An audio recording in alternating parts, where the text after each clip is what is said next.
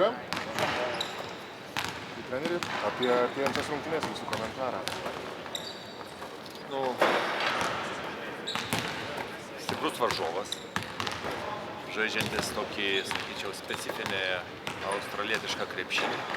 Nors daug krepšininkų žaidžia ne Australijoje, bet išlikęs tas jų stilius, toksai greitas žaidimas, stengimasis atakuoti gana greitai, pirmomis atakos sekundėmis, jėgos krepšinis,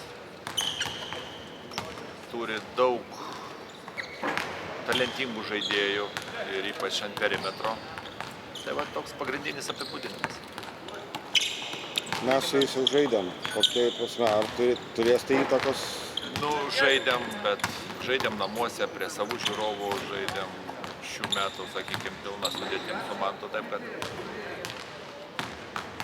kažkiek sužaidėm geras rungtynės tikrai ir tada pavyko gerai laimėti. Stengsimės pakartoti, gal kaip išeis, matysim.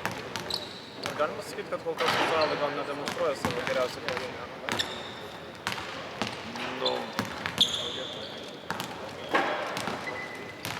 Nežinau, koks tas geriausias. Šiaip jiem toks varžovas buvo slovėnai. Kaip aš sakau, mūsų pogrupių, turbūt slovėnai turi geriausius žaidėjus ant perimetrų. Australam buvo labai sunku juos sugaudyti.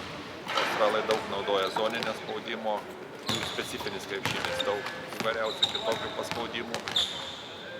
Iš vienos pusės, jeigu tai duoda efekto, tai jiem yra gerai, bet iš kitos pusės jie daug energijos išnaudoja.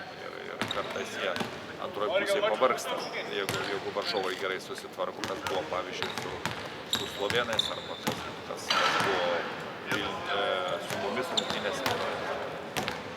Tai dabar jie irgi turi netekčių šį sezoną, tiek pirmoji pozicija, tiek penktoji. Bet tai, aišku, talentinga. Treneri, rungtynėse su Angola buvo akcentuojama kova dėl atšokusių kamuolių. Kas yra akcentuojama rungtynėse prieš Australus? Mes pirmose rungtynėse blogai žaidėm pick and rollo gynybą pirmoje eilėje. Mes leidom jiems mesti daug laisvų metimų, ypač Andersonui ir kitiems žaidėjams. Mes blogai tvarkėmės su nugarinėm užtvarom. Ir kažkiek tai turėjom problemų be abejonės transition gynyboje. Tai tie pagrindiniai yra akcentai. Ačiū.